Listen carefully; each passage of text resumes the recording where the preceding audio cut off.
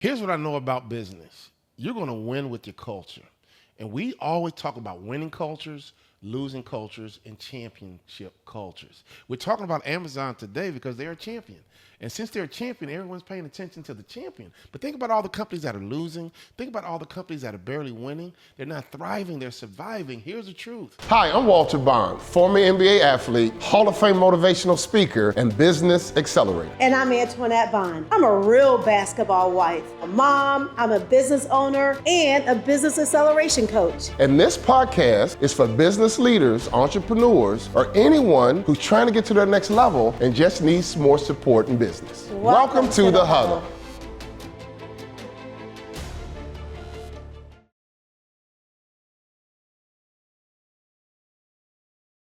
Really exciting news today. Amazon just announced that they are making all of their remote workers, everyone that might have been hybrid, whatever you were doing in this season, they are now demanding everyone come back to the office. So you got to go back to work in person on a consistent basis. Oh my gosh, 5 days a week. I mean, wow. Oh, this is a great conversation. We have a lot to unpack around it. And Amazon is like an 800-pound gorilla making that move. So you know it's going to crescendo other companies to follow suit. But, you know, you think about COVID. I mean, this is still like the headache from COVID. And I feel like we had to all recalibrate from COVID. And this is a new recalibration. And Amazon, you know, kind of the industry leader, is leading the way on it. You know, I mean, there's a lot of pros and cons to it.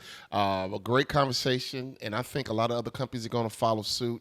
But this is exciting. But, you know, I think that, you know, the world we live in, we always talk about recalibration. I mean, so I think we're the real winners because we're always telling professionals in everything that we do, the key to you being successful over a long period of time, you have to recalibrate, right? So to lock a company in and say, well, they can't do that. Well, you know what? Allowing virtual work was a recalibration on behalf of companies. They didn't want to do it per se. They were forced to do it. And so now they're like taking some power back and say, you know what? We like coming into the office. You know, we like having happy hours. We like, you know, having a building full of real estate that a lot of these companies couldn't get rid of. Think about all the real estate these companies invested in that was sitting dormant and vacant. And so it was an asset that was just sitting dormant. So there's a lot of things to unpack around it. I like it, especially having kids in our 20s. But there's some pros and cons to it, no doubt about it. I think from a culture standpoint, it's powerful, but also teaching professionals to hear us when we talk about recalibration. Yeah. So I'm looking for this to crescendo in something amazing that's going to have global impact. Wow, Walter, what a great point.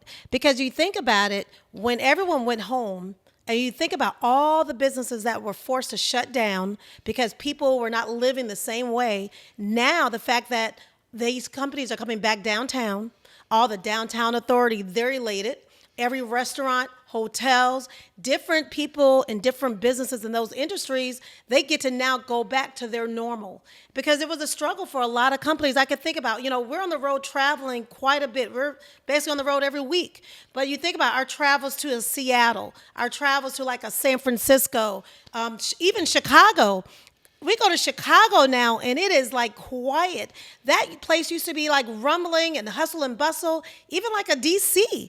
So I think this is a good thing for the economy in terms of commercial real estate, getting people back in the office, getting them back focused and working and building their team environment. And what we always talk about, building their culture, because culture is everything. And if you have a workplace culture and you know there's more synergy when people are coming together, working together, I mean, I think it's a major win. Think about daycare centers that have been dormant. You know, think about barbershops. You know, think about coffee shops, gas stations. There's a lot of people that are going to benefit that basically got devastated because we went to this virtual environment. But more importantly, I think it's going to be great for development of our employees.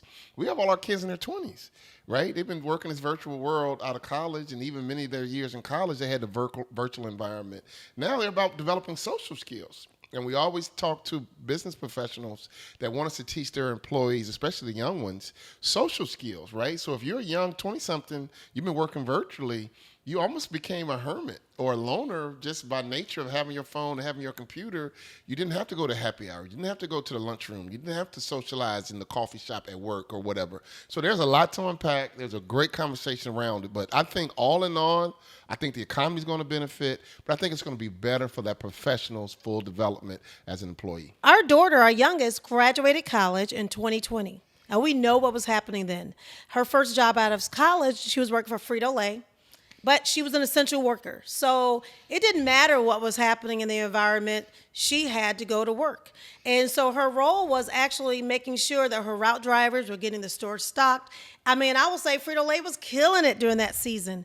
But one thing that I'll say, as you look at a lot of the younger generation, what are they, the Gen Zs right about now, they spend so much time on their cell phones. A lot of times they don't even necessarily understand how to really connect with people.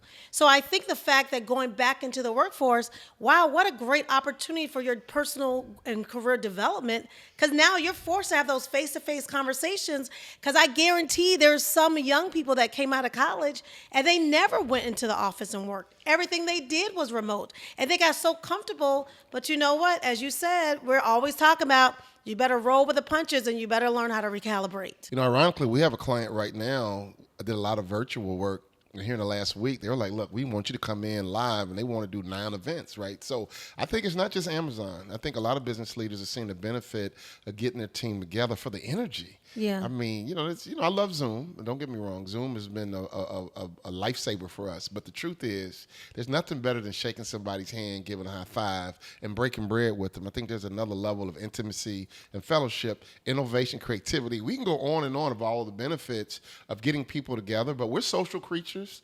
And I love the fact that companies are having the courage to say, hey, they're going to get some pushback. They're going to be some angry employees because they're curated this perfect life with the dog and the kids, and they work when they want to work, and they go golf and come back and get work done. It's going to be an interesting transition, but I really think long-term, kind of going back to the future, getting people together, working together as a team is what it's all about. And I think you cannot recreate that completely virtually. And I think companies that are going to lead the charge are going to benefit the most. You know, I'm glad you said that, because I think about the way we do our coaching. And even when we get a client and we onboard them in our coaching programs, we always tell them we like to start off live. That's true. Starting off live is everything. But why? Because when we take you on as a client, you have us connect with your company, connecting with your people is everything. And once we come in-house, they get to spend time with us. We're spending time with them.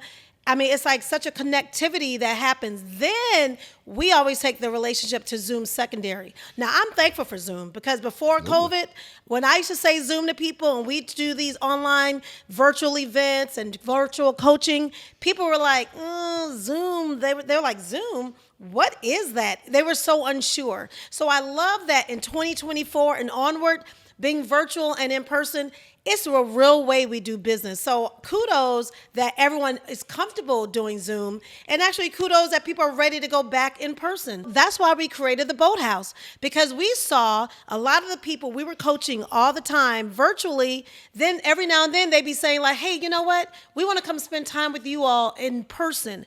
And so we thought, you know what? What's the best way to do that? Let's create a training facility that we can have people come in-house. They stay at the Boathouse. We create this amazing experience, because I love hospitality, but then we actually coach them in person. And so I just think there's no replacement, as we said, there's no replacement for that in-person experience. So the opportunity to go virtually, in person, my God, what a great way to kind of grow a business. And I'm excited because you know what? Those people that are kind of sad about going back in-house to work, you know what?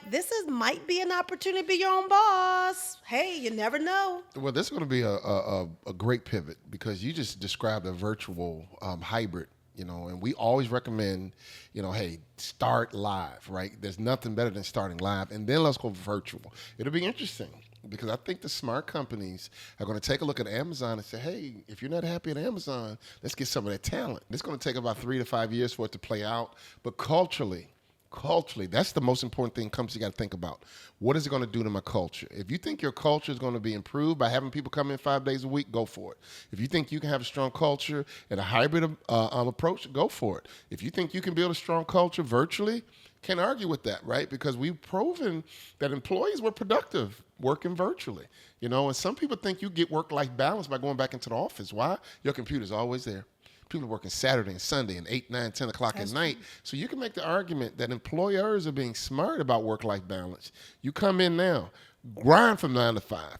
But when you leave here, go home and be free. Go home and be a husband. Go home and be a father. Go home and enjoy your life away from work. So you can make the argument that getting people back into the office is the best thing that we can do for work-life balance. Because I don't think prior to virtual lifestyles, people were in the office grinding late.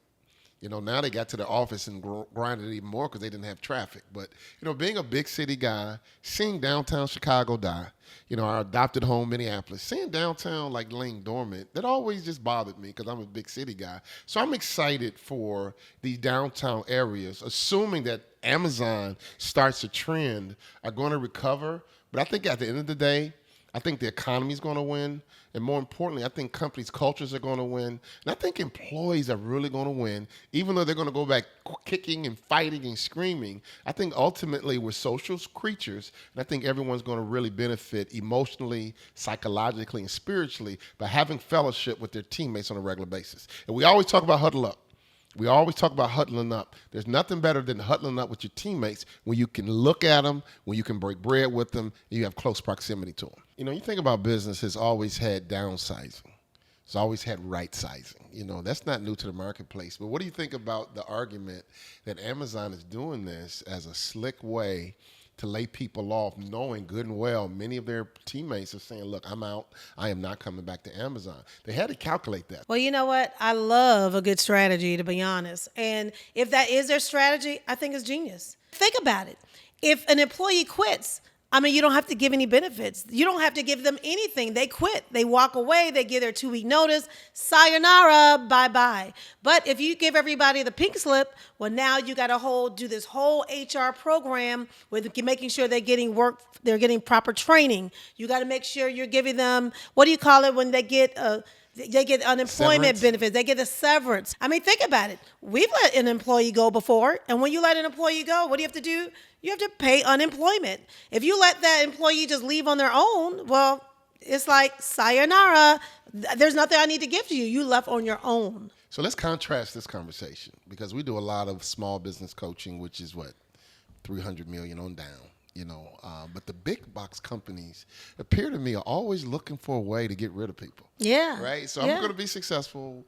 I'm going to make all this money, but the whole time, how can we get rid of these people who helped us grow the business? And so, I think a lot of that has to do with them being public and being publicly traded and stock price and making sure the board is happy and all their investors and small business owners, though, for the most part, don't typically think that way. Small business owners, the ones we work with, really want to take care of their people, reward their people, and position their people. So, man, let's take a ride together, right? So there's a difference in those big box companies that people love to work for versus that small company, that even a mid-sized company that typically doesn't play that game because they don't have anyone to answer to. Yeah. They don't have to answer to a stock market or have a pressure of projections and stock prices. They can just take care of their people. Let's all win together. So this is really a big publicly traded company issue and not what you typically see in small business, because small business owners need to understand, I need to build a culture, let me work and take care of my people because my people are taking care of me. So what could happen, this mad exodus leaves Amazon and this professional says, you know what, I work for the big boys. Now let me go down and bring this skill set, bring this experience to that technology company that's in my hometown, or that technology company that's regional, who will really benefit and understand my experience at Amazon, and I can come here and be a big baller shot caller and understand that I'm valued here, and I don't have to worry about getting downsized because we're making too much money or our profits are not strong. So I think small business owners are going to win. As I think about that, I mean, we've always had friends. I remember my mom when she was working for a company here in Miami, and that large company, they were always doing downsizing. And I remember she would always be in the position that she was hoping she'd be downsized. And that's the nice thing when you're in that position to say like, "Ooh, please downsize me, please downsize me." And I think you get there when you're probably like a little older, a little more seasoned in your career. But I think the benefit for anybody that's in those positions, one thing I've observed, if you want to not be downsized, you got to make sure, as what's on our Champions Roadmap, you got to be an impact player. That's right. One thing I will say for sure, I have never seen my friends or people that are in industry get downsized that are killing the game and having major impact. I've never seen I'm going that. to disagree with you. Oh, real? Who? Do we tell. we lived in Minneapolis. Yeah. And we were friends with a lot of employees and professionals that work for big companies. Exactly. And as they progressed, they got narrow at the top. But they didn't get downsized. No, let me finish. That's a difference. True, they didn't get They downsized. never, I'm telling you, and I'm saying this because, yes, we lived in Minnesota. I have a lot of corporate friends. They never those were the ones that when it got narrow at the top, they then took their resume and their experience and went to another company. They did not get laid off. Okay, that's what I'm saying. They never got laid off. Valid the point. people that get laid off from companies are ones that do things or put themselves in a position to be cut. Basically, it's like sports. It's no different. You got to always continually show your value. Valid point. And I'm not even going to add anything to it because you just killed it. What I'm really talking about is movement, right? And so when a person is progressing through their career, sometimes it's movement. And so some of these executives at a General Mills, a Target, all the big companies around the world, they see it get narrow at the top and they make a lateral move and they might step down to a smaller company with a bigger role, right? So we can't be afraid of movement. Another thing to think about is childcare. I mean, that's a seriously big deal. Taking your kids and putting them back in daycare, that could be a major expense that people are like reconsidering, like, can I even afford to go back into the office? Can I even afford to do that? Because I'm thinking about back when our kids were little. Remember when I was working outside the home, you were traveling with your job, and I remember being in that position. I think we were probably paying, $3,000-$4,000 a month for childcare. We could not wait for our kids to get to go to public school. It was like, how do we get this off of our books? It was like ridiculous. And remember that one time we had some interview and we did something, and we were members of Lifetime Fitness, and we needed to go do some type of job, and we actually was like, ooh, let's leave Corey at the gym. We'll let her play in the play center for a little bit, and we ran and did what we needed to do because, I mean, it's a real deal. It is complicated. There's a lot of moving parts, but another benefit of it is the child care center. Right? Think about how devastating it was to the child care center when we went to this virtual environment. Think about how devastating it was to the local barber, who cut your hair and had you good going to work on a regular basis, right? So there's going to be a pro and con, right? There's going to be a plus and a minus to all of this. But we remember what life was like before COVID. Right?